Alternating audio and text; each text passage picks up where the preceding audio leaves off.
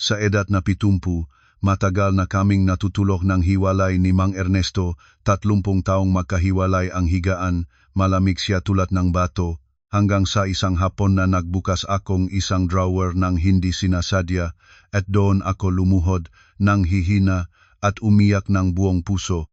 Naunawaan ko sa wakas na ang buhay ko ang buhay na aking pinaniwalaang tapos na ay hindi pala gaanong simple ang katotohanan. Sa edad na 70, abala na ang mga tao sa pag-aalaga ng kalusugan, pag-aasikaso sa mga apo, pag-inom ng mainit na tsaa, at pagkukuwento ng lumang nga alaala, ngunit ako, nakatira akong parang isang taong sobra sa sarili kong tahanan. Walang away, walang ingay, ngunit wala ring isang matinong salita ng pagmamalasakit. Siya ang asawa ko, si Mang Ernesto ay natutulog ng hiwalay sa loob ng 30 taon. Hindi dahil sa sakit, hindi dahil sa anumang malaking hidwaan. Isang araw lang, lumipat siya sa kabilang silid at doon nananatili. Walang paliwanag, walang pasensya, wala ni isang tanong kung bakit. Kapag nakita nga kapitbahay, lahat ay nagsasabing maganda ang aming samahan, tahimik, maayos. Ngangiti na lang ako nang walang ibig sabihin.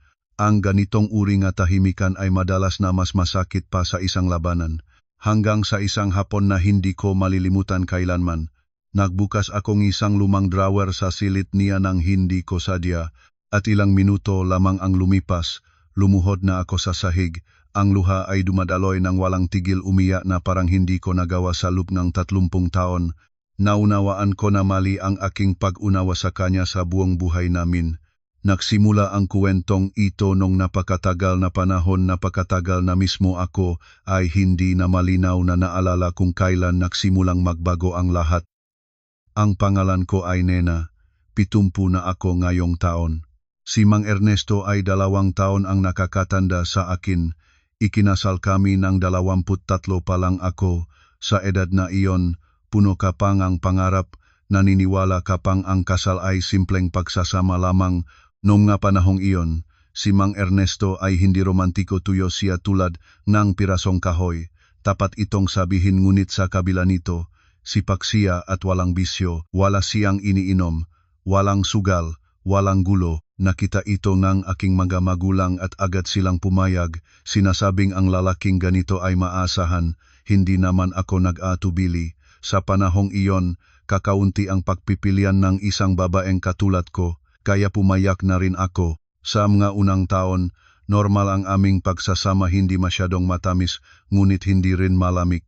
Tahimik siya, medyo masalita naman ako ng konti, at ito ay nagsilbing balanse. Nagkaanak kaming 2, isang lalaki at isang babae. Tuloy-tuloy ang buhay, tahimik ngunit matatag, hanggang sa naging 40 ako. Maalala ko pa rin ang araw na iyon, malakas ang ulan, matagal na ulan na tumagal halos buong araw. Galing ako sa palengke, basa-basa ang damit. Nang pumasok ako sa bahay, nakita ko si Mang Ernesto na nakaupo sa silid at sa harap niya ay isang maliit na kahong gawa sa kahoy. Nang makita niya ako, nagulat siya at mabilis na isinara ang takip. Tinanong ko, ano iyon? Sumagot lang siyang wala. Sanay na ako sa ganitong may ikling sagot niya, ngunit hindi ko maintindihan kung bakit ngayon ay nagagalit ako. Marahil dahil sa paraan ng kanyang pagkukubli, parang may takot siyang makita ko.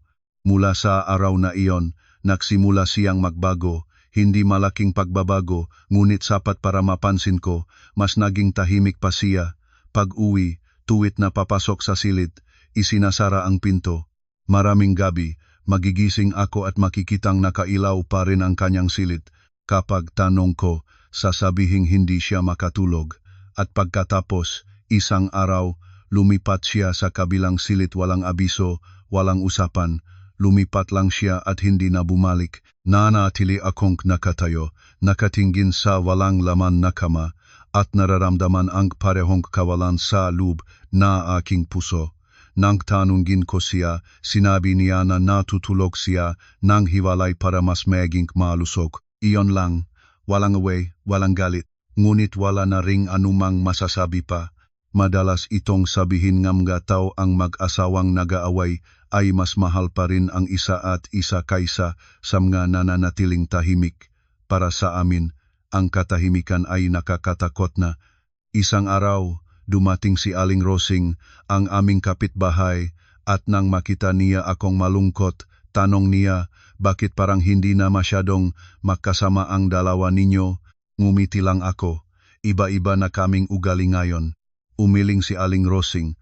Totu, napapansin ko rin na napakatalik ni Mang Ernesto. Madalas ko siyang batiin at bungisngis lang siya. Ngumiti ako, ngunit nanlata ang loob ko. Hindi lang kay Aling Rosing ganon din siya sa akin. May mga araw na nakatira kami sa iisang bahay ngunit hindi kami makapagsalita ng tatlong pangungusap sa buong maghapon. Sa umaga, maga siyang gigising, mag-iisa siyang magsasabing kape, kakain ng almusal at maglalakad. Gigising ako pagkatapos alagaan ang bahay. Pagkain pa lang, matapos na siyang kumain at papasok na sa silid. Sa gabi, nagnunod kaming telebisyon sa magkakabilang sulok ng sala. Maraming beses na naisip ko kung wala ang papel ng aming kasal, hindi maniniwala ang sinuman na kami ay mag-asawa. Nag-asawa na ang aming mga anak at lumayo. Nag-iisa na kaming dalawang matatanda sa bahay. Habang tumatagal, nagiging mas makapal ang katahimikan. Ngunit may isang bagay na hindi ko maiwasang pansinin. Kahit gaano kaglamig, hindi kailanman pabayaan ni Mang Ernesto ang kanyang mga responsibilidad.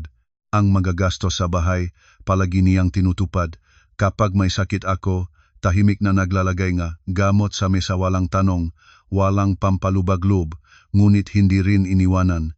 Ang paraan kanyang pagmamalasakit ay parang anino nandun, ngunit hindi mo maabot. Isang beses, galit na ako kaya sinabi ko, anong tingin mo sa akin, isang estrangheryo? Matagal siyang tumahimik bago sumagot, anuman ang iyong iniisip, okay lang. Ang pangungusap na iyon ay mas nakasakit sa akin kaysa sa anumang pag-away. Mula nun, hindi na rin ako nagtanong pa. Naging sanay na akong mabuhay ng ganun.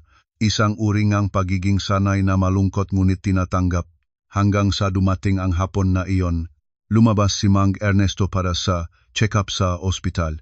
Sa gulang na iyon, lahat ay may karamdaman. Siya, madalas na sumasakit ang likod at mas mabagal na ang paglalakad kaysa dati. Naglinis akong bahay tulad ng karaniwan. Nang dumaan ako sa kanyang silid, nakita ko na hindi nakasusi ang pinto. Hindi niya karaniwang iniiwan ang pinto na nakabukas. Natigil ako sandali at nag-atubili. Hindi dahil sa pag-usisa kundi dahil matagal na akong hindi nakakapasok sa silid na iyon. 30 taon. Isang pintuan, dahan-dahan ko itong itinulak. Amoy ang silid niya, pabango ng aseite, amoy ng lumang kahoy, amoy ng panahon. Lahat ay malinis at maayos, malamig na kaayusan. Ang kama ay maayos ang pagkakatiklop, ang nga damit ay maayos na nakabitin, at sa mesa ay isang ilaw at ilang notebook lamang. Lumapit ako, hipo ko ang mesa, at ang drawer sa ibaba ay bahagyang nakabukas. Hindi ko alam kung bakit bumilis ang tibok ng aking puso. Dahan-dahan ko itong binukas. Sa loob ay ang lumang kahong gawa sa kahoy, ang parehong kahon na nakita ko 30 taon na ang nakalipas. Nung araw ng ulan, nang ginigang aking magakamay. Binuksan ko ang takip, at sa sandaling iyon, parang sinikap ng isang di nakikitang kamay ang aking dibdib. Sa loob ay hindi kakilala-kilabot na bagay. Mayroon doon na isang tumpok ng mga lumang papel, isang puting panyo na halos matanggal na sa paggamit, at isang larawan. Larawan ko ito. Ang akin ng mahigit 30 taon na ang nakalipas bata, nakangiti, hindi pa na alam kung ano ang ibig sabihin ng kalungkutan sa loob ng sariling kasal. Ngunit ang bagay na hindi ako nakakatayo ay ang mga salitang nakasulat sa ilalim ng larawan. Sulat ni Mang Ernesto, matigas ang sulat ngunit nanginginig. Nena, kung isang araw mababasa mo ang malinyang ito, malamang ay wala na akong lakas para sabihin ito. Lumuhod ako. Nahulog ang luha nang hindi ko namamalayan. 30 taon. 30 taon akong nanirahan sa katahimikan, sa maling pag-unawa, sa pakiramdam na inabandona. At ngayon, Sa simula pa lamang nang basahin ko ito, alam ko na ang lahat ay hindi tulad ng aking inakala. Nanginginig ang aking mga kamay nang hawakan ang papel at nang patuloy kong basahin ang mga salita sa ibaba, parang pinisil ng isang kamay ang aking puso. Ang taong nanahimik sa lubnan, 30 taon ay hindi pala walang malasakit. Siya ay nagdadala ng isang sikreto na labis na malaki para sabihin. At ang sikreto na iyon ay direktang naugnay sa akin. Huminga ako ng malalim, nanginginig ang aking makamay na halos hindi ko mahawakan ang papel, ngunit nagpatuloy pa rin akong magbasa.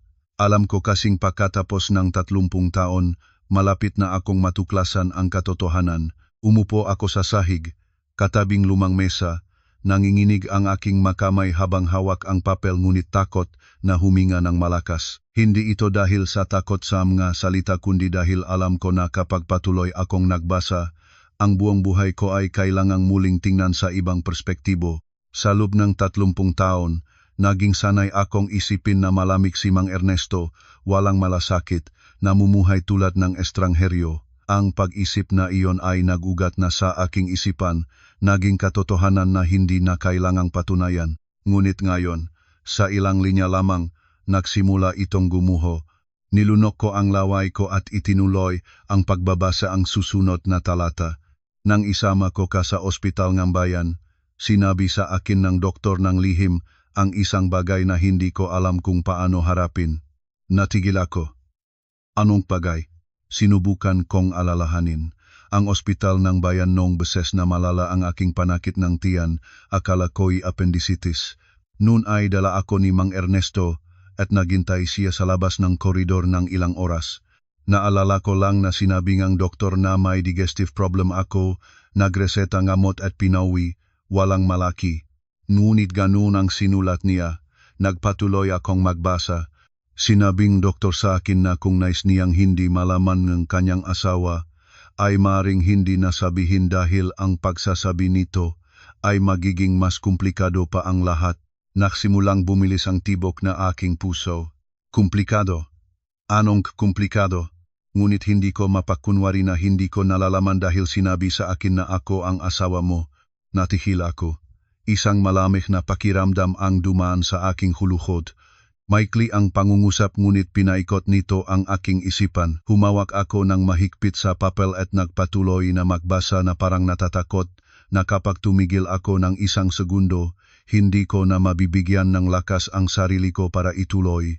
Nena, ang ating pangalawang anak ay hindi anak ko. Parang tumigil ang buong mundo.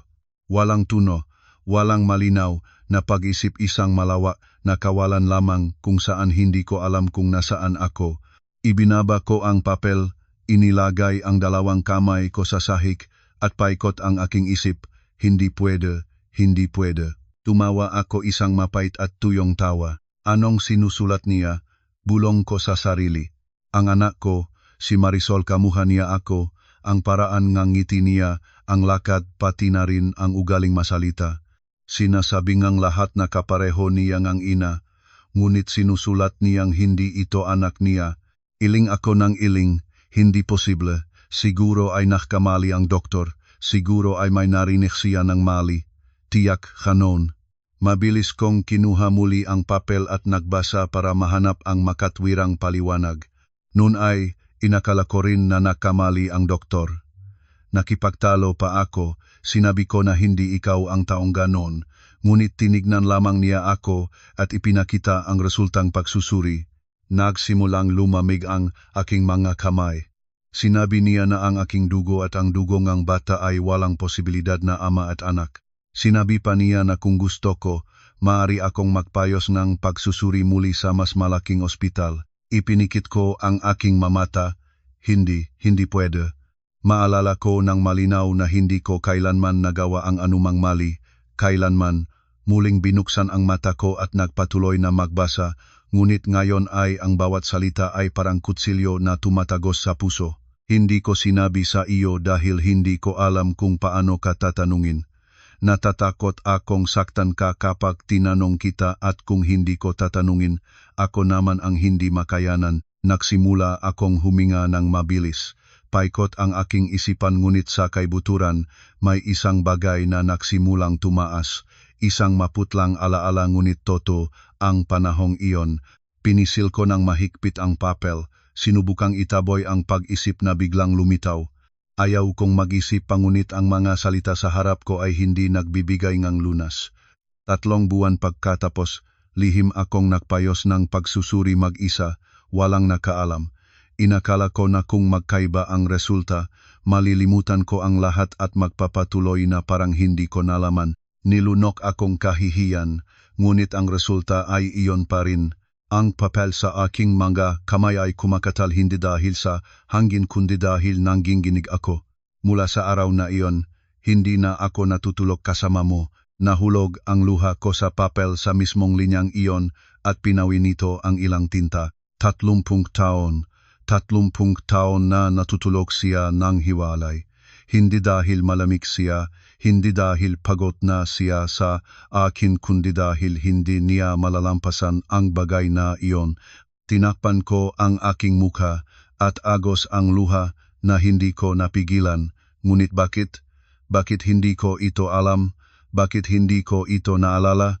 Sinubukan kong alalahanin. Ano ang ginawa ko noong panahong iyon? Naalala ko noong panahong iyon, matagal na nagtrabaho si Mang Ernesto sa ibang lugar, mahigit 1 buwan. Nag-isa akong naiwan sa bahay, inaalagaan ang aming panganay na anak at inaasikaso ang tahanan. Isang gabi, nakasakit ako, mataas na lagnat halos mawalan ng malay. Nagsalita ang aming kapitbahay na 2 araw akong naihiga ng gising-gising at kailangang dalhin sa health center. Malabo ang aking alaala. Isang puting silid, isang tao sa puting damit, amoy ngamot at isang kawalan. Hindi ko kailanman pinag-isipang mabuti ang bagay na iyon pagkatapos noon, normal na ang lahat. Nang magbuntis ako, akala ko ito ay aming magsamang anak. Wala akong pinag-alinlangang kahit minuto. Tumingin ako sa papel, mabilis na tumitibok ang puso. Posible ba na sa panahong iyon? Ayaw kong mag-isip pa. Takot ako sa katotohanang malapit ko na harapin. Nagpatuloy akong magbasa. Maraming beses na akong nag-isip na tatanungin ka ngunit sa tuwing nakikita kitang ngumingiti, nakikitang inaalagaan mo ang maanak, hindi ko na kaya. Hindi matihil ang luha ko. Ang bata ay walang kasalanan. Ikaw rin kung may nangyaring bagay, marahil ay hindi mo rin gustong mangyari iyon. Bumalang-bumalang ako sa iyak. Alam niyang baka hindi ako nakakaalam, at gayon pa man, nanahimik siya sa loob ng 30 taon. Ngunit hindi ko malalampasan, hindi ko mapagtitinginan ka ng hindi naisip ang bagay na iyon. Hindi kita mayakap ng hindi tatanungin ang aking sarili kung sino ang niyayakap ko. Sumakit ng malala ang aking puso, kaya't kinuha ko ang aking dibdib. Hindi ko siya kinamumuhi ngunit hindi ko rin mapalawig ang kalooban ko para kumilos na parang walang nangyari. Patuloy ang luha ko. 30 taon, pinakbintangan ko siyang pagiging malami, pinakbintangan ko siyang kawalan pagmamahal, nagalit ako sa kanya, ngunit lumalabas na siya ay namumuhay ng may pagdurusang hindi ko kailanman nalaman. Pinili ko ang katahimikan dahil inisip ko na ito ang tanging paraan para mapanatili ang pamilyang ito. Yumukod ako, buong katawan ay nanginginig. Katahimikan. Ang katahimikang kinamumuhi ko ay ang mismong bagay na nagpanatili sa ating pamilya. Pinunasan ko ang luha. Nagpumilit na magbasa pa kahit malabo na ang paningin. Kung isang araw mababasa mo ang malinyang ito, marahil ay wala na akong lakas para magpatuloy na manahimik. Humigpit ang aking pagkakahawak sa papel. Hindi ngayon buhay pa siya, nandun pa siya. Biglang tumayo ako, hindi na nag-isip ng mabuti, hindi pa nalipas ang luha. Alam ko lang na kailangan ko siyang makita, kailangan ko siyang kausapin, kailangan ko siyang sabihin na hindi ko alam ang nangyari, na hindi ko kailanman nagawa ang anumang mali. Dapat ko itong sabihin ngayon. Tumakbo ako palabas mo pinto, mabilis siyang mahagbang, mabilis siyang tibok mo puso. Ngunit nang lumabas ako sa bakuran, nakita ko si Mang Ernesto na nakatayo doon. Bagong galing sa ospital, hawak ang supot ng gamot, mabagal ang paglalakad. Tumingin siya sa akin ang mamata niya ay parehong dati, tahimik walang emosyon, ngunit sa pagkakataong ito, hindi na ko nakakita ng kalamigan, nakakita akong isang lalaking nagdala ng napakaraming bagay sa katahimikan. Nakatayo ako, hindi pa tuyo ang luha, at tanong lang niya ng banayad, pumasok ka sa silid ko. Payapa ang boses niya, parang alam na niya, parang matagal na siyang nahihintay sa araw na ito. Bumukas ang aking bibig ngunit walang lumabas. Punong nga salita ang aking dibdib, ngunit natigil lahat sa lalamunan, at isa lamang ang nalaglag, nanginginig, bakit hindi mo sinabi sa akin? Matagal siyang tumingin sa akin at pagkatapos, huminga siya ng malalim, isang paghinga na dala ng buong 30 taon, at sinabi niya, makakayanan mo ba? Nakatayo ako nang natigilan sa tanong niya, makakayanan mo ba? Mabilis ang tunog ngunit parang isang timbangang malamig na tubig na binuhusan sa ulo ko. Hindi niya sinisi. Hindi siya galit, ngunit tama siya. Kung 30 taon na ang nakalipas, sinabi niya ito, sa akin makakayanan ko ba? Hindi ako makasagot. Bumubukas at nagsasara ang aking bibig. Ang lahat ng gusto kong sabihin ay nanatiling blok sa dibdib ko. Hindi na tumingin si Mang Ernesto sa akin. Dahan-dahan siyang lumakad papasok ng bahay, parang natapos na ang pag-usap bago pa man ito magsimula. Nanatili akong nakatayo sandali bago ko siya sinundan. Pumasok kami sa bahay, bawat isa sa aming karaniwang distansya, ngunit ngayon ang distansyang iyon ay hindi na tahimik. Puno ito ng mga bagay na hindi pa nasasabi. Iniabot niya ang supot ng gamot sa mesa, nagbuhos ng tubig, uminom. Nakatayo ako sa tabi niya, nanginginig pa rin ang makamay, hindi pa naayos ang isipan. Nagsalita ako, ang boses ay tumatawid, ikaw, akala mo ba talagang ginawa ko iyon? Hindi siya agad sumagot. Tumingin siya sa kanyang basong tubig, at dahan-dahang sinabi, hindi ko alam. 3 salita lamang, ngunit pinahil nito ang aking puso. Hindi iniisip niyang ginawa ko. Hindi rin naniniwala siyang hindi ko ginawa, kundi hindi niya alam. 30 taon siyang namuhay kasama ngang hindi niya alam na iyon. Inupo ko ang sarili ko, hawak ang makabilang kamay ng mahigpit. Ngunit alam ko, sabi ko, halos pabulong, hindi ko kailanman nagawa ang anumang may kasalanan sa iyo. Hindi pa rin siya tumingin sa akin. Bahagyang tumango lamang siya. Siguro naman. Itinangal ko ang aking mukha para tingnan siya. Bakit hindi ka nagtiwala? Sa pagkataong ito, lumingon siya sa akin. Ang mamata niya ay hindi malamig tulad ng aking inakala. Sa lahat ng mataon, pagod, malalim, at may isang bagay na lubhang malungkot. Ang pagtitiwala ay hindi laging nagpapaliwanag ng lahat. Nahinto ang aking boses sa lalamunan ko.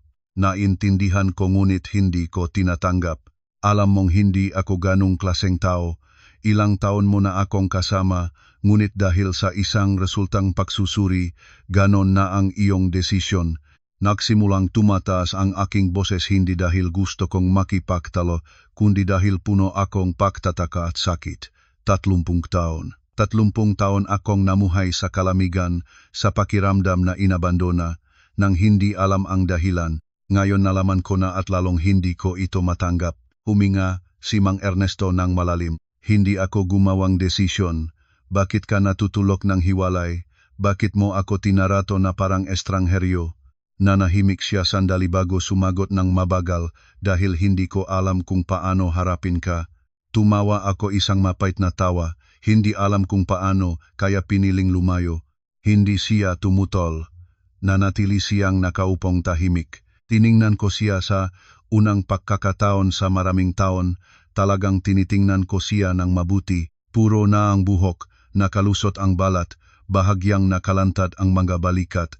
Ang lalaking ito ay lumandas kasabay ko, ngunit lumanda kami sa magkaibang mundo. Huminga ako ng malalim. Naisip mo ba kahit kailan na maaari kang nakamali? Kunot ang no niya. Anong ibig mong sabihin?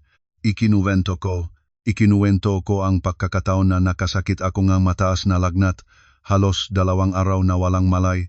Ang pagdadala sa akin sa health center, ang malabong makaalala at ang kawalan na hindi ko kailanman pinag-isipan.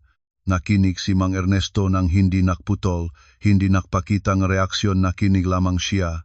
Nang matapos akong magsalita, Nanahimik siya ng matagal. Pagkatapos ay tanong niya, talaga bang wala kang naalala? Umiling ako, wala. Isang simpleng katotohanan ngunit ito ang nagpapalito sa lahat. Sumandal siya sa upuan. Ang paningin ay nakatintik sa malayo.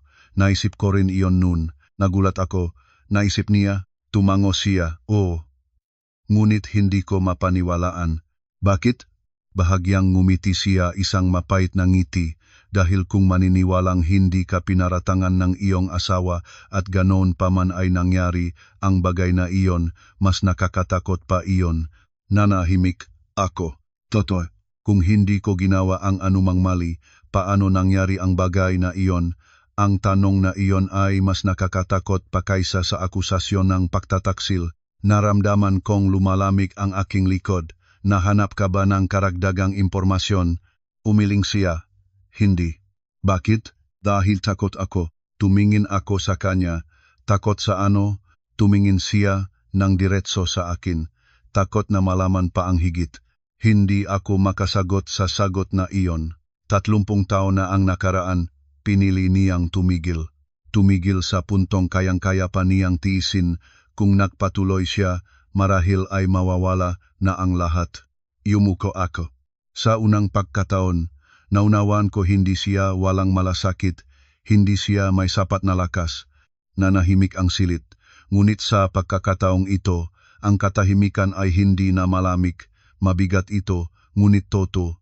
Pagkaraan ng ilang sandali, nagsalita ako, ang bata anak natin siya. Sinabi ko ito nang may tiwala, hindi dahil mayroon akong katibayan, kundi dahil naniniwala ako. Tumingin siya sa akin. Tiyak ka? Tumango ako. Tiyak. Hindi na siya nagsalita pa, bahagyang tumango lamang siya. Ngunit alam ko na ang isang pangungusap ay hindi mabubura ang 30 taon ng pagdududa. Tumayo ako. Patutunayan ko. Bahagyang nagulat siya. Paano? Huminga ako ng malalim. Magpapasuri muli tayo. Sandaling napatigil siya.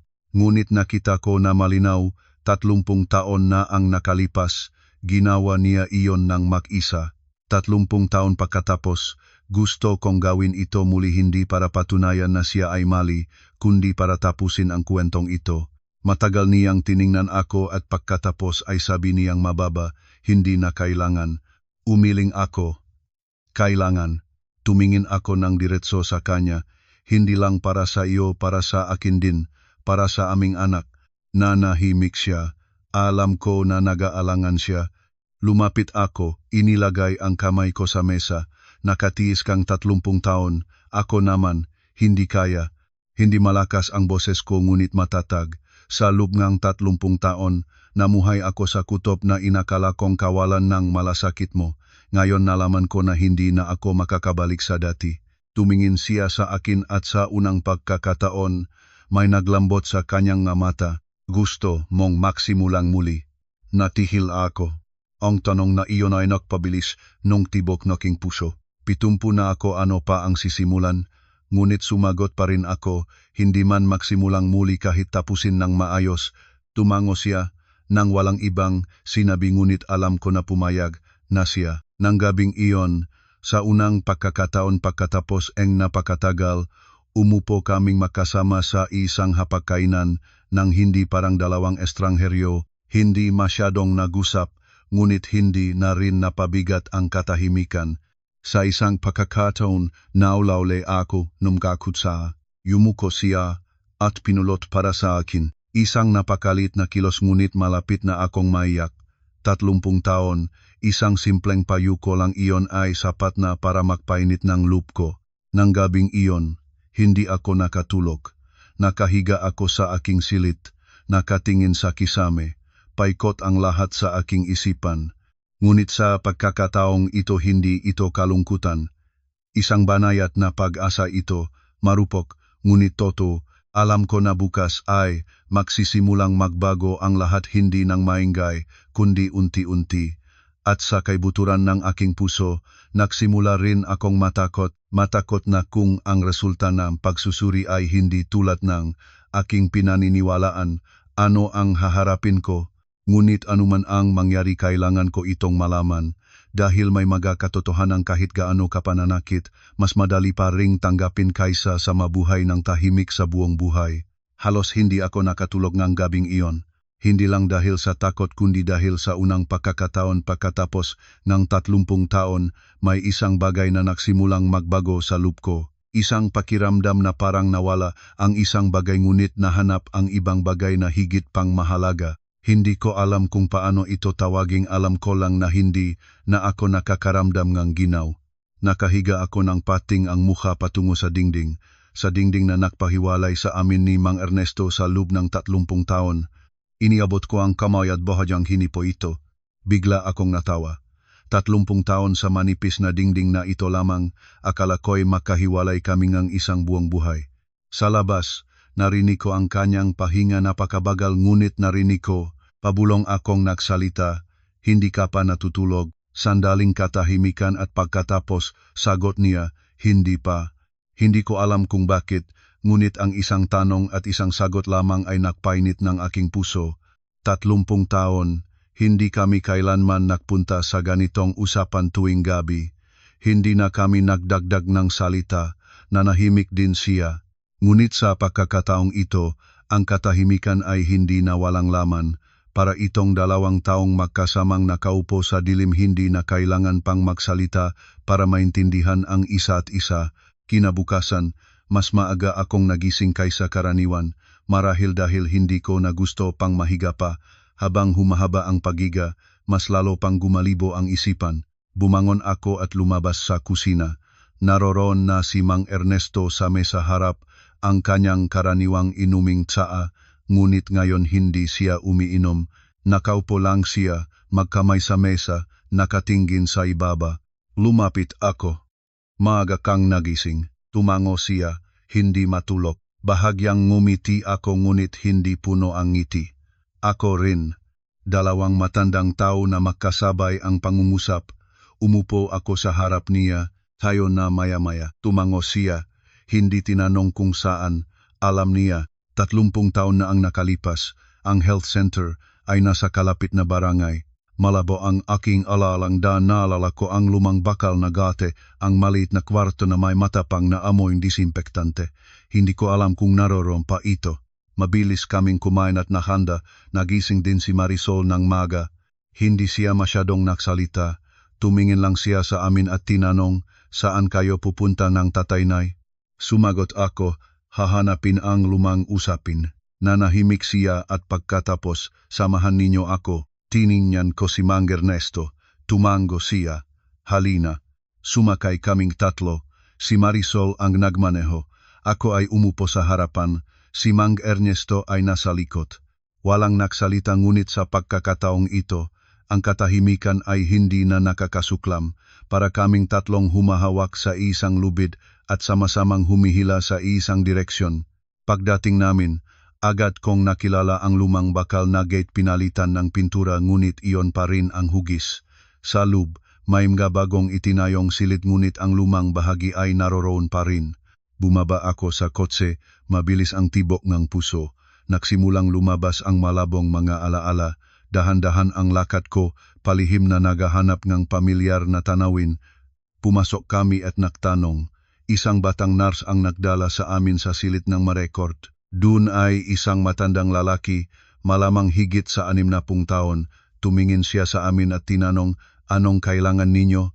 Sinabi ko, naghahanap kami ng record mula mahigit 30 taon na ang nakalipas. Bahagyang kunot ang nuniya. Ganun katagal, mahirap iyon. Tumango ako, alam ko, ngunit mahalaga ito. Tumingin siya sa amin ng sandali at tumango. Tingnan natin. Dinala niya kami sa isang maliit na silid sa likod. Puno ng lumang makabinet ng record, mga papel na nakabalang ng nakapatong sa isa't isa, amoy ngang lumang papel, amoy ngang halumigmig. Bigla akong naaalala sa araw na iyon, nanatili akong nakatayo. Si Mang Ernesto ay tumayo sa tabi ko nang walang sinasabi, ngunit nararamdaman ko na siya rin ay punong tensyon. Nagsimulang maganap ang lalaki, matagal ito. Nakatayo ako roon, mabilis ang tibok ng puso, hindi ko alam kung ano ang aking hinihintay. O mas tama, hindi ko alam kung mayroon akong sapat na lakas para harapin ang aking matatakpuan. Pagkaraan ng ilang sandali, tinawag niya, "Santos, nena." Nagulat ako, "O, ako iyon." Kinuha niya ang isang tumpok ng mga record at bahagyang tinanggal ang alikabok. "Narito ang pangalan mo." Lumapit ako. Nang ginginig ang mga kamay, ibinigay niya ang record sa akin. Petsang pagparito, mahigit 30 taon na ang nakalipas. Mataas na lagnat, nawalang ng malay, pinaghihinala ang impeksyon. Binuksan ko ang record. Maputla na ang manatitik ngunit nababasa pa rin. Pasyente, Santos, nena. Kondisyon, mataas na lagnat, nawalan ni malay, pinaghihinala ang impeksyon. Nakpatuloy ang pagtingin ko pababa at huminto ako. Isang linya na halos pinigilan ang tibok ng aking puso. May tanda ng pananakit sa pasyente. Hindi ko na maituloy ang pagbabasa. Nahulog ang kamay ko, halos malaglag ang record. Agad itong tinabangan ni Marisol. "Nay, ano?" tanong niya. Hindi ako makasagot. Lahat ay lumamig sa aking katawan. Lumapit si Mang Ernesto. Kinuha ang record, binasa at nanatiling nakatayo ng walang sinabi. Ngunit nakita kong humigpit ang kanyang makamay. Bumaba ang boses ng lalaking tagapamahala ng record. "Noong panahong iyon, mahirap ang kondisyon. Maraming ganyang kaso ang hindi masuri ng maayos." Lumingon ako kay Mang Ernesto. "Anong ibig mong sabihin?" Siya ay huminga ng malalim. "Maaring nang ikaw ay walang malay, may ginamit na tao sa iyo."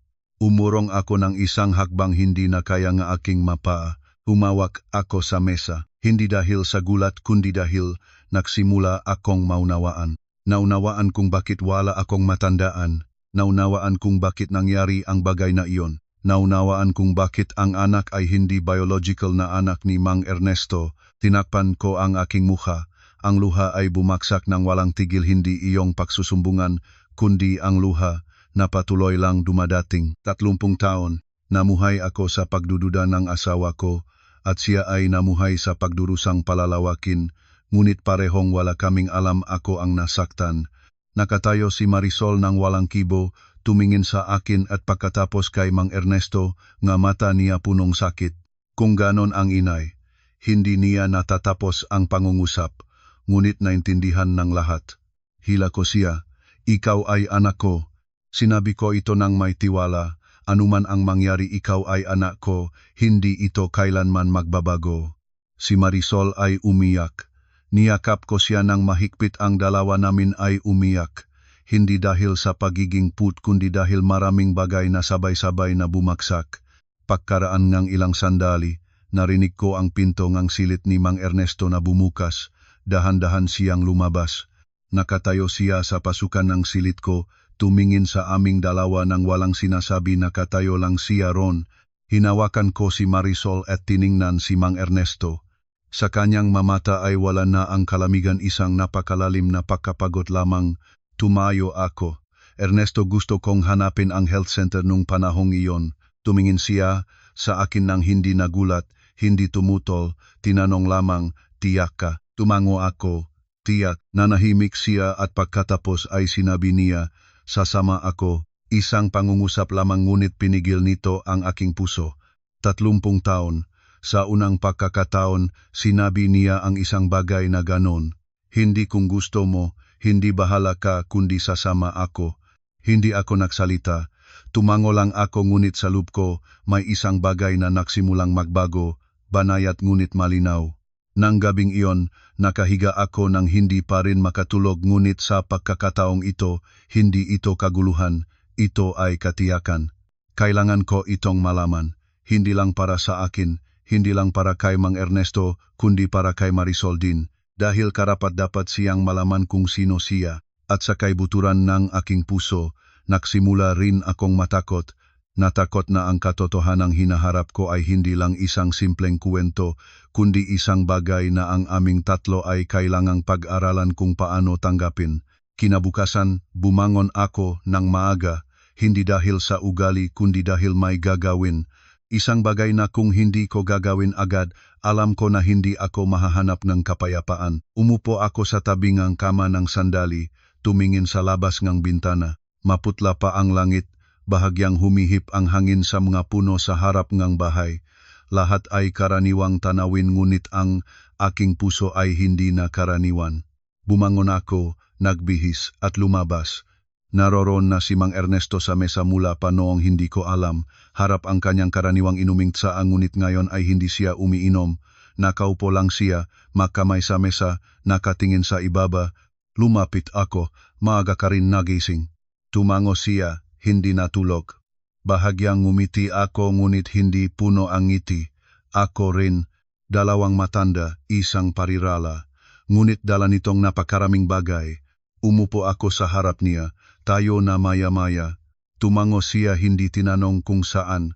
Alam niya, mabilis kaming kumain at nahanda. Nagising din si Marisol ng maaga, hindi siya masyadong nagsalita. Tumingin lang sa amin at tinanong, saan kayo pupunta? Hahanapin ang lumang usapin, sagot ko. Nanahimik siya at pagkatapos, samahan ninyo ako. Tumingin ako kay Mang Ernesto.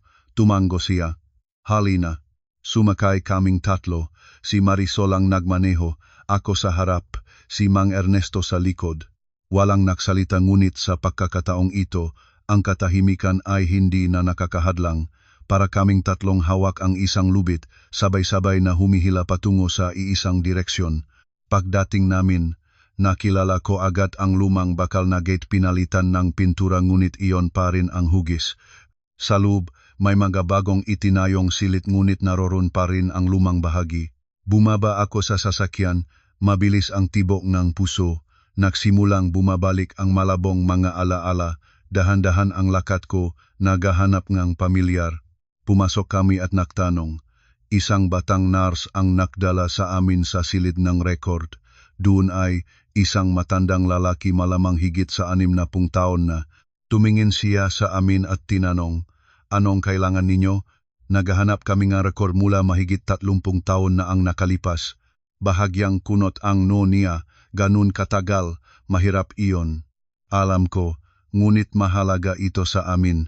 Tumingin siya sa amin ng sandali, tumango at dala niya kami sa isang maliit na silid sa likod. Punong lumang nga kabinet ng record na papel na nakapatong-patong sa isa't isa. Amoing lumang papel, amoing halumigmig bigla akong naalala sa araw na iyon. Nakatayo akong nagsaalang-alang. Si Mang Ernesto ay tumayo sa tabi ko nang walang sinasabi ngunit nararamdaman ko rin ang tensyon sa kanya. Nagsimulang maghanap ang lalaki. Matagal ito. Pagkaraan ngang ilang sandali, tinawag niya Santos Nena. Nagulat ako. Oh, iyon ako. Kinuha niya ang isang tumpok nga record at tinanggal ang alikabok. Narito ang pangalan mo. Lumapit ako, nanginginig ang mga kamay. Ibinigay niya ang record. Petsang pagparito mahigit 30 taon na ang nakalipas. Mataas na lagnat, nawalan ng malay, pinaghihinala ang impeksyon. Binuksan ko ang record.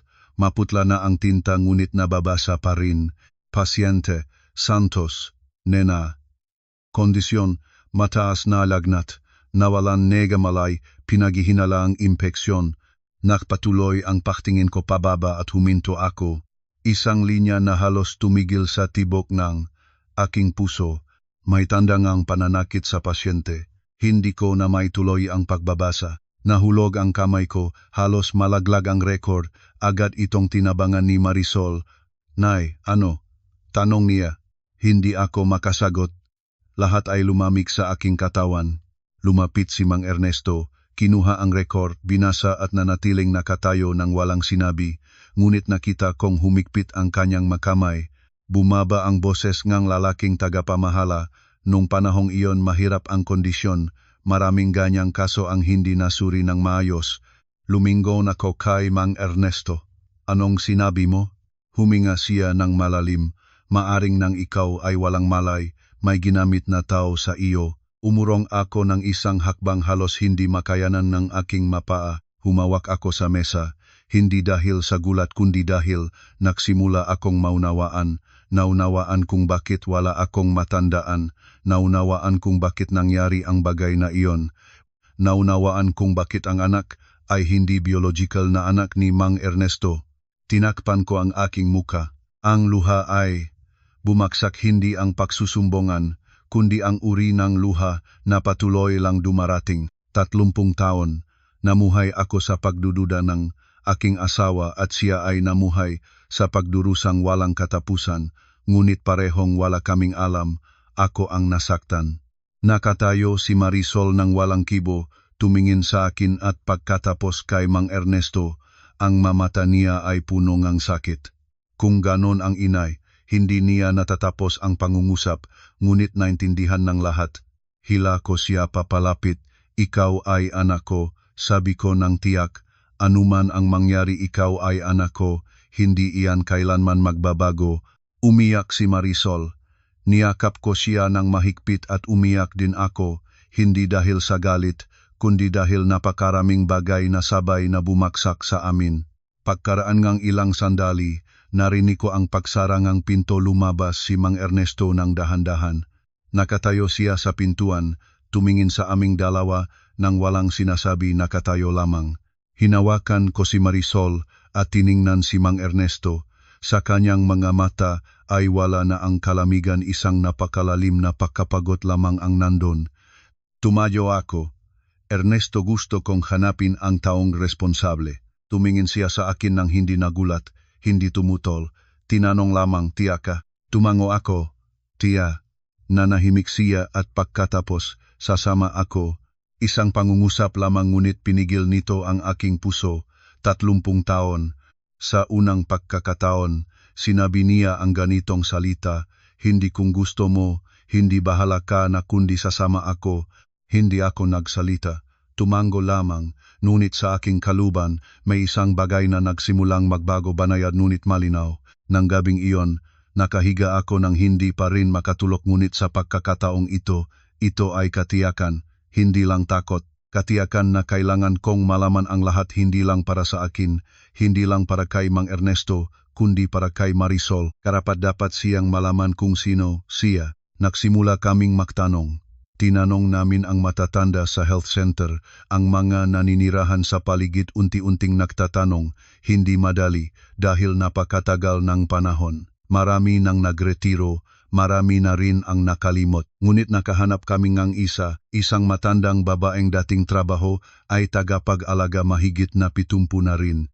Nang marinig niya ang aming kuwento, kumonot ang no niya, iyon, naalala ko. Bumilis ang tibok ng aking puso, naalala niya, tumango siya. Noong panahong iyon, may katulad na kaso ang babaeng may laknat at walang malay, at may nangyaring hindi maganda. Humigpit ang pagkahawak ko. Alam mo kung sino? Nag-isip ang matandang babae ng matagal at pagkatapos ay nagsalita. Noong panahong iyon, may isang guwardiya na nagtatrabaho tuwing gabi. Naghintay akong huminga. Ang pangalan niya, palagay ko ay Ricky de los Reyes. Hindi pamilyar ang pangalang iyon, ngunit sapat para maramdaman ko ang kalamigan sa aking likod. Saan siya ngayon? Tanong ko. Umiling ang matandang babae. Hindi ko alam. Pagkatapos nun ay pinalaya siya. Lumingon ako kay Mang Ernesto. Tumingin siya sa akin, ang kanyang mga mata ay hindi na nagagalit, naging malalim na lamang. Umalis kami. Sa daan pauwi, nanahimik ako. Hindi dahil sa kalungkutan kundi dahil kinakaharap ko ang isang katotohanan. Ang taong iyon ay maaring nawala na, ngunit ang nangyari ay totoo. Lumingon ako kay Mang Ernesto. Nagsisisi ka ba? Tumingin siya sa akin. Sa ano? Sa hindi pagtitiwala sa akin. Umiling siya. Hindi ako nagsisisi sa pagdududa. Nagulat ako. Nagpatuloy siya. Nagsisisi ako sa hindi pananatili sa tabi mo. Ang pangungusap na iyon ay nagpatingkat ng aking puso. 30 taon na aming naging basura, hindi dahil sa iba kundi dahil sa paraan ng aming pagpili. Tumingin ako sa labas, maliwanag ang araw, humihip ang hangin. Naisip ko kung noong araw na iyon ay nag-usap kami, marahil ay naging iba ang lahat, ngunit walang kung sa buhay. Nang gabing iyon, nakaupo ako ng mag-isa sa aking silid at inisip ang lahat. At pagkatapos ay tumayo ako at bukas ang pinto, lumakat ako sa silid ni Mang Ernesto. Nakaupo siya, nagbabasang diaryo. Nang makita niya ako, bahagyang nagulat siya. Nena, pumasok ako ng walang pag-aatubili. Tumingin ako sa kanya. Ernesto, Ngayong gabi, nag-aatubili ako ngunit nagpatuloy, dito ka na sa aking silid para matulog. Nanahimik ang silid. Matagal siyang tumingin sa akin, hindi ko iniwas ang tingin, nakatayo lang ako ron at naghintay. 30 taon. Isang pangungusap lang iyon na hindi ko sinabi. Sa wakas, tiningpi niya ang diaryo, tumayo at sinabi niya, sige, patayin ko lang ang ilaw. Lumingon ako at nahulog ang luha.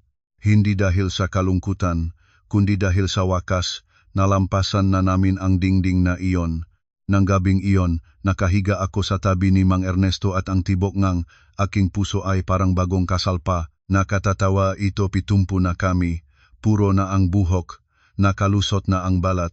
Ngunit ang simpleng pagiga sa tabi ngang isa't isa pagkatapos kang 30 taon ay sapat na para hindi ko malaman kung saan ilalagay ang aking makamay.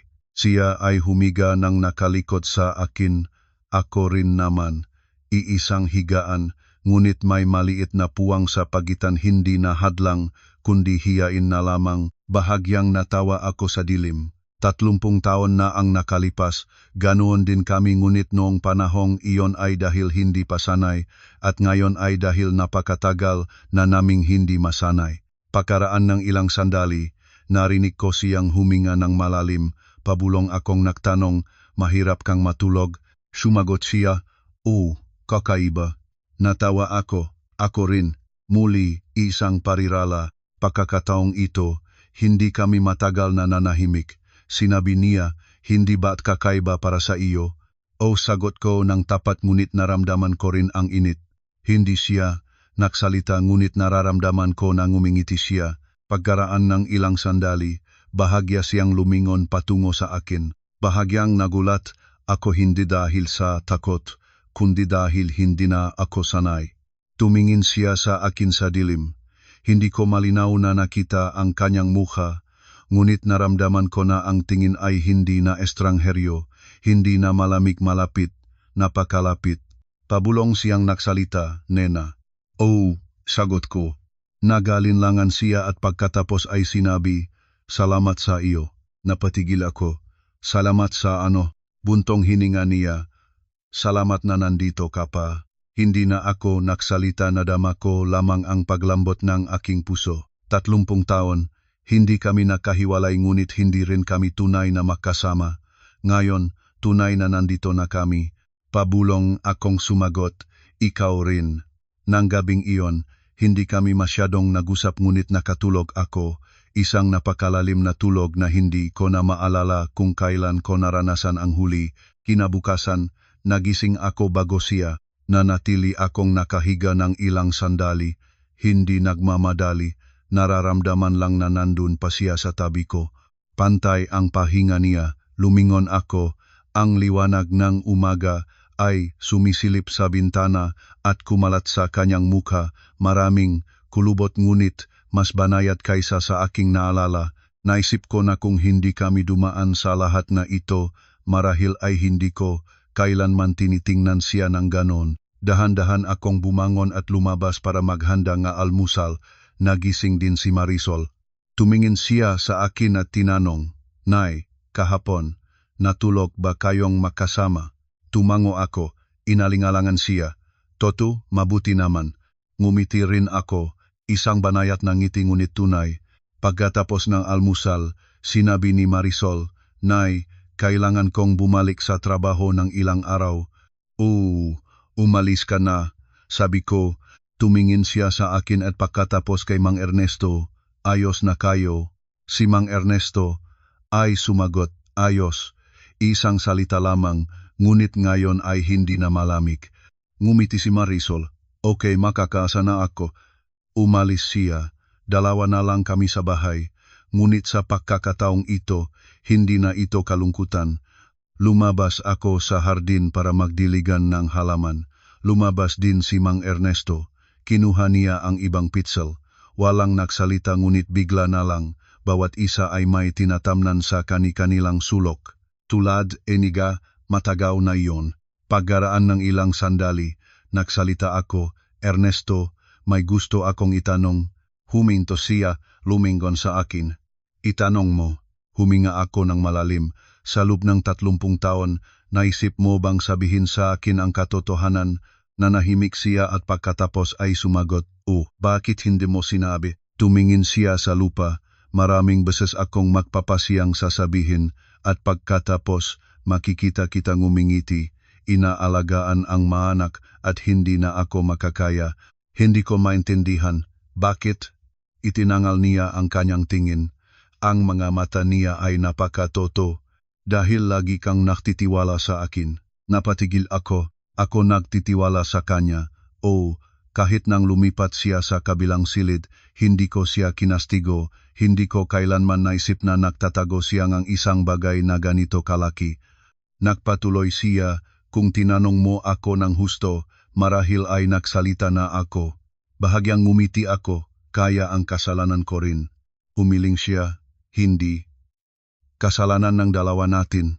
Hindi ako makakibo sa pangungusap na iyon. Hindi lang isa ang nagkamali, parehong pinili ang katahimikan. Nagsalita ako, sa tingin ko ngayon, kamangha-mangha ang ating pagkatanga. Natawa siya, lalo, natawa ako rin. Isang mabagal ngunit totoong tawa ang uringang tawa na nagtatanggal ng napakaraming bagay.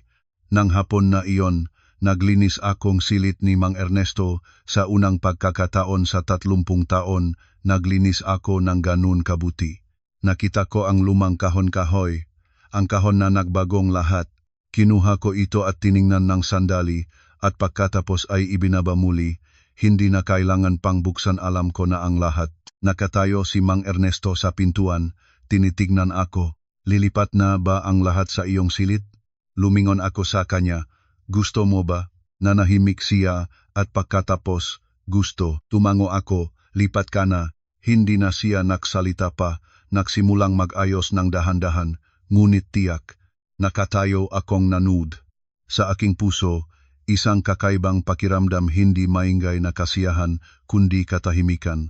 Nang gabing iyon, makasamang nanood ang telebisyon. Isang lumang programa, walang espesyal, ngunit parehong nanood kami. Walang pumunta sa kani-kanilang silid, walang lumingon. Paggaraan ng ilang sandali, sinabi ni Mang Ernesto, Nena. Lumingon ako, tumingin siya sa akin at pagkatapos, mayroon pa akong hindi nasabi. Bahagyang nanlata ang aking puso. Ano iyon? Nanahimik siya ng sandali at pagkatapos ay sinabi, noong natuklasan ko ang bagay na iyon, nahanap ako noon sa taong responsible. Napatigil ako. Naganap ka? Tumango siya. Tumingin ako sa kanya, hindi ko inakala na 30 taon na ang nakaraan. Hindi lang siya nanahimik, tahimik din siyang kumilos. Anong nangyari? Huminga siya ng malalim. Hindi ko nahanap. Nanahimik ako, ngunit sa aking kalooban, may ibang bagay na umaangat. Hindi sakit kundi pagmamahal. Nagpatuloy siya. Gusto ko lang malaman. Para saan? Hindi ko rin lubusang alam noon. Tumingin ako sa kanya. Alam ko. Tumingin siya sa akin. Alam ngang ano? Gusto mong protektahan ako. Hindi na siya sumagot, ngunit ang kanyang mamata ang sumagot para sa kanya. Lumingon ako. Nahulog ang luha. Hindi marami ngunit sapat. 30 taon. Inakala ko na namumuhay ako sa isang taong walang malasakit. Lumalabas na namumuhay pala ako sa isang taong tahimik na nagdala ng lahat at mali rin ang aking pamumuhay. Ngunit maswerte, mayroon pa kaming oras. Hindi marami ngunit sapat para bakahin. Pagkatapos ng mga araw na iyon, unti-unting nagbago ang aming buhay. Hindi malaking pagbabago. Walang dramatikong yapukan. Walang malalaking pangako. Maliliit na bagay lamang, ngunit sapat para maramdaman kong hindi na kami tulad ng dati. Sa umaga, hindi na siya nagmamadaling bumangon at maglakad ng mag-isa. Naghihintay na siya sa akin. Minsan, kapag nagising ako ng huli, tatayo siya sa tabi na pinto at tawag ng banayad, Nena, lalabas ba? Narinig ko iyon at nakakaramdam akong kakatwa. Ang paraan ng pagtawag niya nga aking pangalan, napakatagal ko nang hindi narinig iyon. Sinabi ko, sandali lang. Tumango siya at naghintay talaga. Dalawang matandang magkasamang naglalakad sa paligid ng barangay. Nakita kami ni Aling Rosing. Nanlaki ang mamata niya. Hala, magkasama kayong dalawa ngayon. Ngumiti ako. O makasama. Nagtampisaw si Aling Rosing at tuminawang malakas. Sabi ko na, ganyan dapat mag-asawa naman kayo. Nung nakaraang mga taon, parang dalawang nangungupahan sa isang bahay. Natawa kami. Si Mang Ernesto ay ngumiti rin isang bihirang ngiti, ngunit hindi napilit. Minsan ay may bulong siya sa akin, tama si Aling Rosing. Lumingon ako sa kanya. Alam mo pala ngunit hindi mo itinama. Ngumiti siya, ngayon na lang balate. Hindi ako sumagot. Bahadya lang akong tumango. Sapat na iyon. Tuwing gabi, hindi na kami sa kani-kanilang sulok. Inilipat na ni Mang Ernesto ang lahat ng kanyang gamit sa aking silid. Ang higaang para sa isa, ngayon ay para na sa dalawa. Sa simula ay medyo nahihiya pa rin ngunit nagsimulang sanay. Isang gabi, habang nakahiga, tinanong niya, malamig ka ba? Nagulat ako. Hindi. Tumango siya at inihawi ang kumot ng bahagya ng mas mataas. Isang napakabanayat na kilos ngunit sapat para maramdamang hindi na ako nag-iisa. Isang linggo ang lumipas ng ganun. Akala ko ay magiging maayos na ang lahat ngunit may isang nangyari na nagpaisip sa akin muli. Nong araw na iyon, tumawag ang aming anak na si Miguel. Masaya ang kanyang boses. Nay, uwi kami ngayong katapusan ng linggo. Bahagyang nagulat ako. May nangyari ba? Tumawa siya. Wala. Matagal na kaming hindi nakabisita. Sige, sabi ko. Pinutol ang tawag ngunit sa loob ko, may bahagyang pangamba. Hindi dahil ayaw kong dumating si Miguel kundi dahil hindi ko pa alam kung paano sasabihin sa kanya ang nangyari. Narinig ni Mang Ernesto ang aming pag-usap. Tinanong niya, uwi ba si Miguel? Oh, nanahimik siya sandali bago magsalita. Sasabihin mo ba? Huminga ako ng malalim. Hindi ko pa alam. Hindi na siya nagsalita pa ngunit alam ko na nag-isip rin siya. Katapusan ngang linggo bumalik si Miguel. Pumasok sa bahay. Masaya ang ngiti tulad ng dati. Nay, tay, nandito na kami. Niyakap niya ako at pagkatapos ay si Mang Ernesto. Karaniwang yakap. Ngunit napansin ko na bahagyang natigil si Mang Ernesto ng sandali na pakabagal. Hindi napansin ni Miguel. Umupo si Miguel at nagsalita ng masaya, tanong dito, tanong doon, ngunit pagkatapos ay napansin niya, ay, parang iba ang bahay natin ngayon. Tinanong ko, anong kaibahan? Ngumiti siya. Sinay, mas maraming sinasalita. Ngumiti ako. Nagbalik na siya dati. Tumingin siya sa akin at pagkatapos kay Mang Ernesto, mabuti naman. Hindi siya nagtanong pa ngunit alam kong pinakmamasdan niya. Sa hapagkainan, umupo kaming tatlo. Mas mainit ang pagkakataon kaysa dati ngunit sa loob ko, mayroon pa ring isang bagay na hindi nasasabi. Nang kalagitnaan ng pagkain, biglang nagsalita si Miguel, Nay, may gusto akong itanong. Huminto ako. Ano? Tumingin siya sa akin, seryoso ang muka. Narinig ko kay Ate Marisol na nag-blood test kayo. Mabilis na tumibok ang aking puso. Lumingon ako kay Mang Ernesto. Nanahimik siya. Alam ko na hindi na maiwasan ito. Ibinaba ko ang kutsara. Oh, anong uring blood test? Tanong ni Miguel. Huminga ako ng malalim. DNA test relationship ng pamilya. Bumagsak ang atmosfera sa mesa. Napatigil si Miguel. Tumingin siya sa akin at kay Mang Ernesto. Anong ibig mong sabihin? Tumingin ako sa kanya, alam ko na ito na ang sandali. Ikinuwento ko.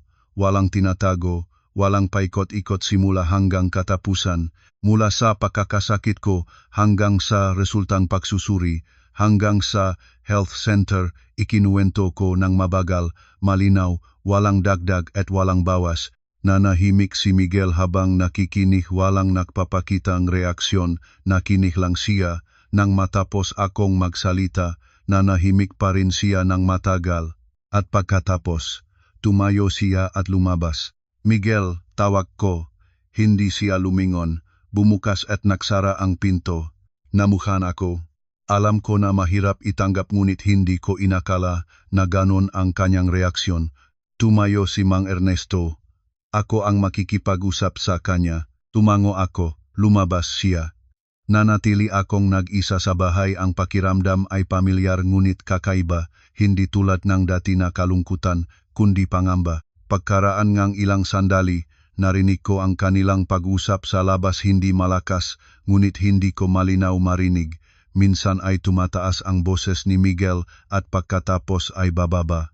Pagkaraan ng ilang sandali, bumukas ang pinto, pumasok silang dalawa, tumingin sa akin si Miguel, namumula ang mamata, lumapit siya at umupo. Nay, tumingin siya sa akin, nilunok ang laway.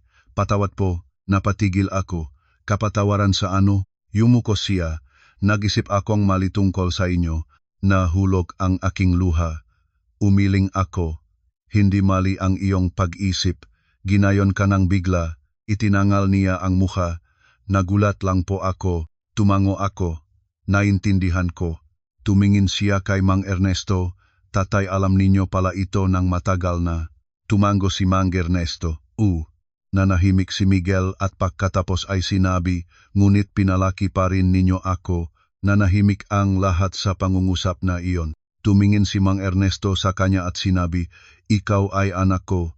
Napatigil si Miguel ngunit putol nagsalita ni Mang Ernesto. Pinalaki kita mula nang maliit ka pa. Iyon ay sapat na. Nahulog ang luha ni Miguel. Tumayo siya at niyakap si Mang Ernesto mahigpit, hindi tulad ng yakap kanina. Si Mang Ernesto ay niyakap din siya. Sa pagkakataong ito, hindi natigilan. Nakatayo akong nanood. Luha ang dumadating ngunit ang puso ko ay human. May mga bagay na hindi kailangan ng dugo, kailangan lang oras at pagmamahal. Nang gabing iyon, nakahiga ako at tumingin sa kisame, huminga ng banayad. Ang daan na ito ay hindi madaling ngunit nalampasan na namin ang isang bahagi. At alam ko na ang pinakamahirap ay hindi ang harapin ang nakaraan kundi ang pag-aral kung paano mabuhay muli ng makasama pagkatapos ng lahat ng ito. Pagkatapos ng bisita ni Miguel, parang lumipat ang aming buhay sa ibang yugto. Wala na ang pagkakataong mapagdudahan at walang mga tanong na nakabitin sa hangin. Malinaw na ang lahat ngunit dahil dito, mas malalim din. May ilang umaga na nagigising ako bago siya. Nakahiga akong ilang sandali at tinitignan siya. Ang dating paraan ng pagtulog niya ay hindi nagbago, bahagya siyang nakitik sa isang gilid, kamay sa dibdib ngunit ang mukha ay kakaiba. Hindi na punong tensyon tulad ng dati. Naisip ko sa loob ang napakaraming taon, natutulog siya nang mag-isa sa silid sa kabilang dingding. May gabing ginigising din siya at nagnanais na magsalita.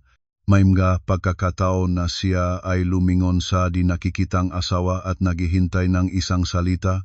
Hindi ko malalaman at marahil ay hindi na kailangang malaman. Kailangan ko lang na nandito siya ngayon, sa tabi ko. Isang hapon, habang nakaupo ako, tumawag si Mang Ernesto mula sa labas. Nena, lumabas ka sandali. Hindi malakas ang boses niya ngunit may kakaibang tono. Ibinaba ko ang gumagawa ngang kamay at lumabas. Nakatayo siya sa hardin, may hawak sa kamay ang lumang kahong gawa sa kahoy. Ang kahon na nagbagong lahat.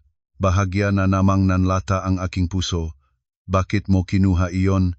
Tumingin siya sa akin. Hawak mo na ito. Nagulat ako. Hawak ko? Tumango siya. Lumapit ako at tinanggap ang kahon. Iyon pa rin ito luma ngunit mabigat, hindi dahil sa materyales kundi sa mga nilalaman. Tumingin ako sa kanya. Ayaw mo na itong hawakan. Umiling siya, hindi na kailangan. Naunawaan ko.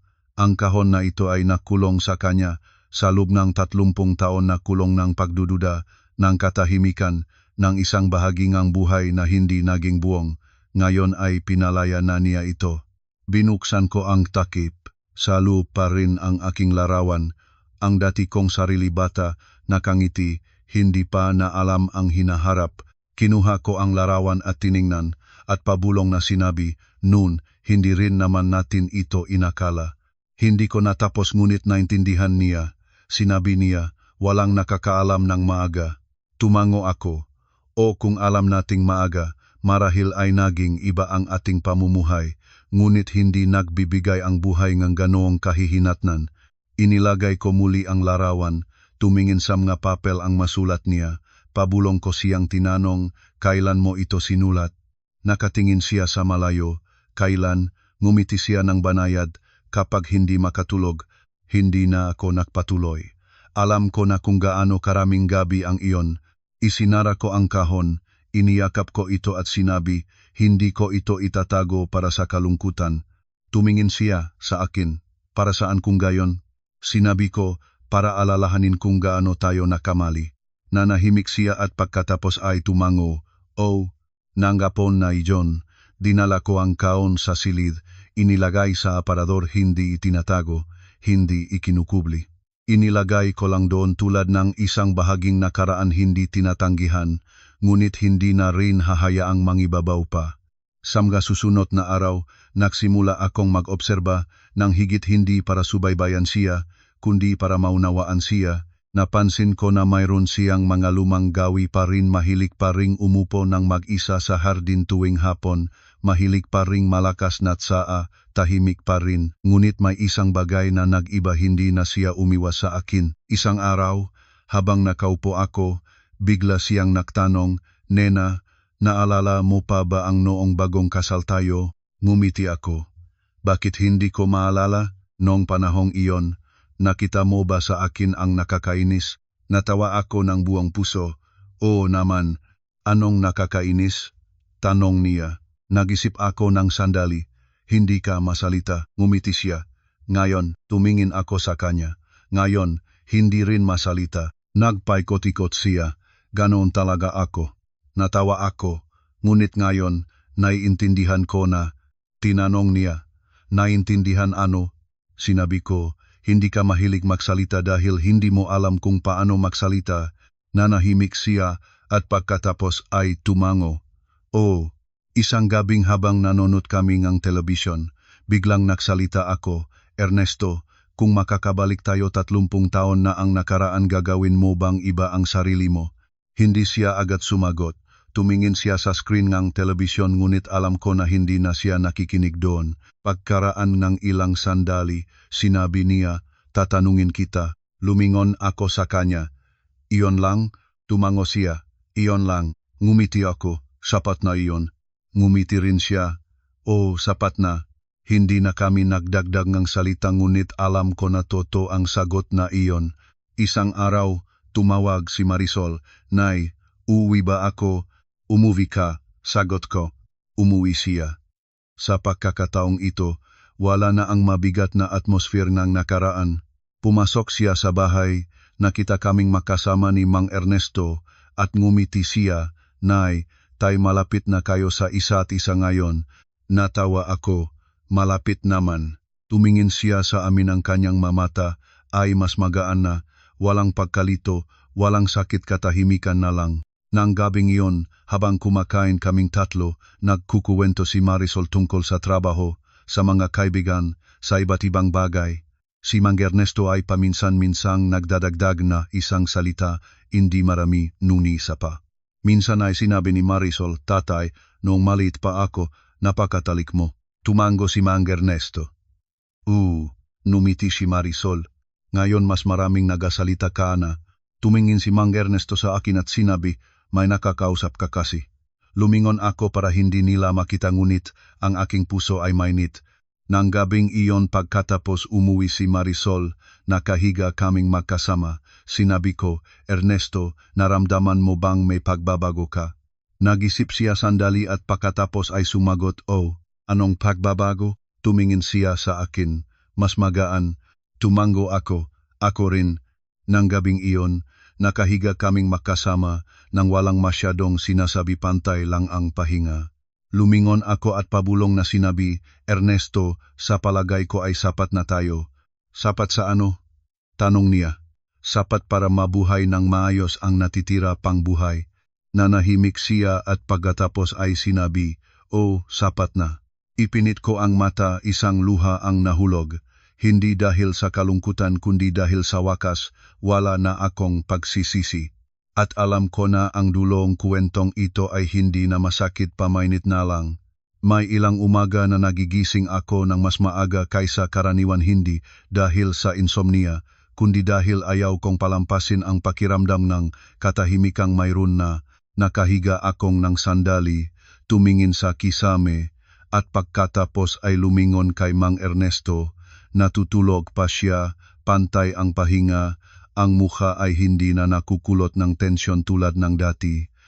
tumingin sa kanya, naisip ko na kung hindi tayo dumaan sa lahat ng ito, marahil ay hindi ko kailanman tiningnan siya ng ganoon. Isang umaga, habang nagayos ako sa kusina, pumasok si Mang Ernesto. Hindi siya nagsalita, nakatayo lang siya roon at tinitignan ako. Lumingon ako, nakatayo siyang parang rebulto. Anong ginagawa mo? Ngumiti siya ng banayad. Pinanonood kita na nagluluto. Natawa ako, may pinanonood diyan. Sinabi niya, matagal na kaya. Ang pangungusap na iyon ay nagpahinto sa akin ng isang sandali. Lumingon ako at nagpatuloy sa pagluluto, ngunit sa aking kalooban, may isang bagay na nag-init. Matagal na siyang hindi nakatayo sa kusina kasama ko. Matagal na ang maganoong maliit na sandali ay wala sa amin. Dati ay inakala ko na ang mamaliliit na bagay na ito ay walang halaga. Ngayon, parang ginto para sa akin. Pagkatapos ang almusal, nag-alis ang pinggan si Mang Ernesto ng kusanglup. Tumingin ako ng may pagtataka. Nung dati, bihira siyang gumawa nito, hindi dahil hindi siya marunong, kundi dahil hindi kami nagsasagawa ng makasama noon. Ngayon ay naiba, walang nagsalita, ngunit natural na gusto ng bawat isa na gumawa ng kaunti para sa isa at isa. Minsan, biro ko, baka isipin ng tao na kinahabagan ka ko. Ngumiti siya. Okay lang. Okay lang sa ano? Tanong ko. Sinabi niya, okay lang basta malapit sa iyo. Lumingon ako, takot na makita nga mata ko na nababasa. Isang hapon, kinuha ko ang lumang kahon ng kahoy, hindi dahil may nasaktan pa, kundi dahil gusto kong tumingin muli sa isa pa bago talaga may lagay ito ng permanente bilang alaala lamang. Binuksan ko ito. Ang larawan ay naroroon pa rin.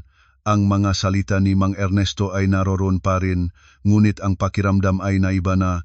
Hindi na ako naduduhagi, nakakaawa na lang ang loob ko.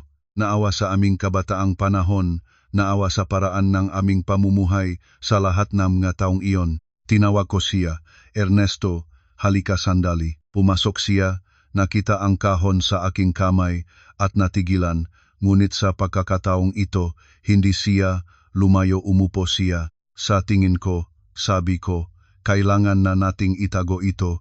Tumingin siya sa akin. Paano itatago?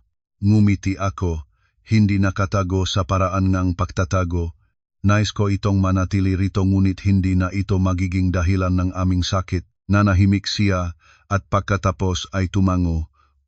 Kinuha ko ang larawan, tiningnan muli ng isang beses at inihinto sa loob.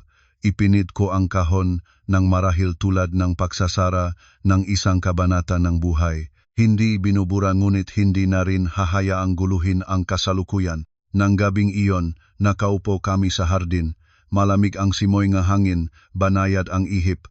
Hindi na kailangan ng maraming salita, ang simpleng pagiging magkasama ay sapat na. Ernesto, sabi ko. Sagot niya, may sasabihin ako. Lumingon siya, sabihin mo. Huminga ako ng malalim, salamat sa iyo. Nagulat siya, salamat sa ano? Ngumiti ako. Salamat dahil hindi ka umalis. Nanahimik siya ng matagal at pagkatapos ay sinabi niya, salamat din sa iyo. Sa akin. Bakit? Tanong ko. Sinabi niya, salamat dahil nanatili ka.